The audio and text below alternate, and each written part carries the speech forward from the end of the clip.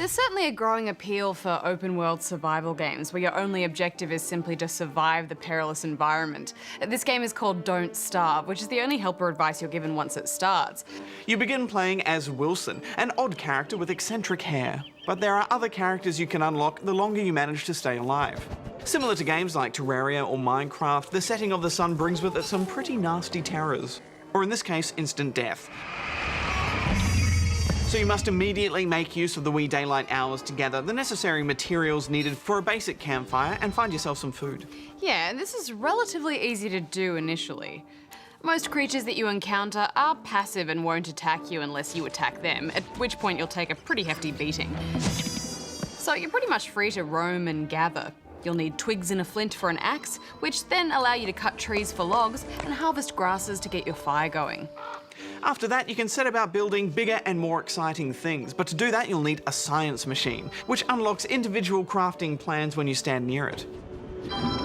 Yeah, it took me a while to work that out though. I mean, for ages I was just wandering around, chopping down trees, going, what else is there to do here? Before I realised that standing next to that thing was opening up all of these crafting opportunities.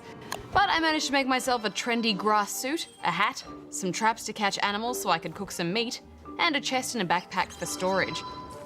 So you settle into that familiar zone of hunting and collecting to see what else you can craft for yourself. And here's where you can run into trouble, because most of the materials that you'll be using also are to make a basic fire. And when dusk hits and you realise you used your last log to build a useless fence, you have to quickly run out into the forest and chop down some more trees. Yeah, but then your axe breaks and you don't have another piece of flint to make an axe, so you gotta try and find a flint, and then just night comes and it's all over. That sudden sense of urgency is so intense, isn't it? Death is devastating because you lose everything, and you know that your number one rule should be always have enough mats for a fire, but you don't do it, you just feel stupid. And that's because the nature of this game is such that it's so easy to get caught up in making other things, especially as daylight hours are so limited. If you find a resurrection stone, you have one shot and one shot only at being brought back to life from that stone, so you can get back to your corpse and retrieve your precious belongings.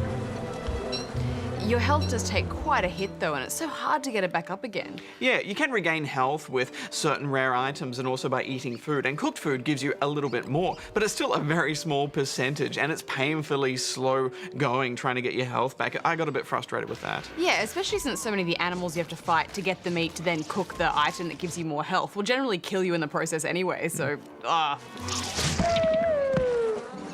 Sometimes though the game does throw you a bone where you'll come across creatures that are fighting other creatures within the game, and if you stick around you can pick up the tasty remains.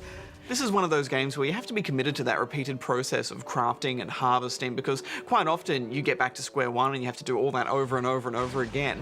But there is that self-competitive element of trying to break your record and have one more go and get a bit further each time. Yeah, and so many of those failures come from just dumb mistakes as well. But you do learn from those mistakes and become more confident that the next time is going to be the one where you succeed and stay alive for just one more day. And like so many of these kinds of games, the world is randomly generated and huge. There's so much of it to explore, and the fact that it's all covered by fog of war means you're always enticed by the unknown, forever keen to venture further and wider. You can use wormholes to teleport from one part of the map to another, and sometimes this can be an easy shortcut to specific materials you might need. But if you've created a little safe haven for yourself, the further away you get from it, the more dangerous things are. Yeah, I need a better system for setting traps. I was always dropping them all over the place, then forgetting where I'd left them. It is always exciting though when you return to one of them and find that you've snagged a tasty rabbit. That said, staying on top of hunger has got to be the least of your worries, especially for a game called Don't Starve. I mean, it may look cute, but I can't stress enough what a soul-destroying environment this is. That's what I like about it. If you really are struggling, you can create a customized environment to make things easier on yourself. You can populate it with more materials, creatures, resurrection stones, and possibly the biggest blessing is just being able to adjust the day-night cycle. You can have it so the days are really long and the nights are really short, but I think this kind of defeats the purpose of the game. It does make it easier for you, but it doesn't make it any more enjoyable. Yeah, I think that sort of thing is better for making tiny tweaks rather than all-out game remodels, but it's nice that they've included that. The world itself has a really great design to it, I thought, almost with a Tim Burton-inspired, hand-drawn style to the animation. For me, though, personally, I don't think I'd go back to it because I think it needs a co-op element to really make it enjoyable. And from what I've read, the devs have no intention of adding that. This is a game that challenges you in really frustrating ways, and without a friend along to share in that frustration, it was a bit of a lonely and punishing experience. So I'm giving it 5.5 out of 10. I agree that a co-op option would have been nice, but I liked how punishing it was. I like that you're kind of stuck on your own, and I have a fondness for games where you need to learn from your environment around you just to survive. So I'm going to give it 7.5. Now, who is ready for some tiny power? I am. Me too.